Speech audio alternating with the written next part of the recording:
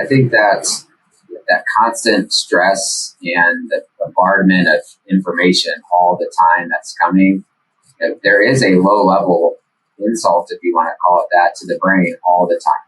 And that does add up.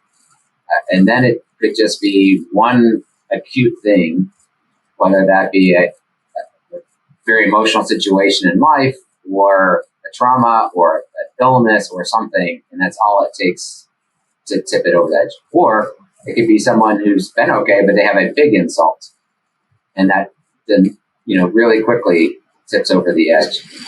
The interesting thing is, I think no matter how you get there, it's all very similar pathways. It appears to be very similar pathways. It's just the route there may be a little different on, is it a lot of little things that add up, or is it one big thing that comes in and sort of triggers it to be on fire right now, for example. But the treatments haven't been necessarily focused on that pathway as much, and it doesn't ultimately matter maybe how you got there. It's just that you're there. And we need to be doing things that can help calm that back down.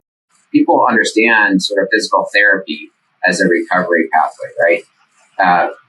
This just takes that, or this concept takes that to actually being able to, there's some physical components, but there needs to be like cognitive recovery, a cognitive type therapy. Just like you pull off physical therapy, it makes total sense, and it can be aligned with your doctors and your therapists and your centers and everything to be able to bring it to the people that need it. The other ability to also swing that up and down creates now a lot more different patient populations that you can go after, or different fitness levels, different ages, and things like that. So I do think that is one of the benefit of how they have it set up with the sort of the studio feature, the coaching, and the different technologies that they are using.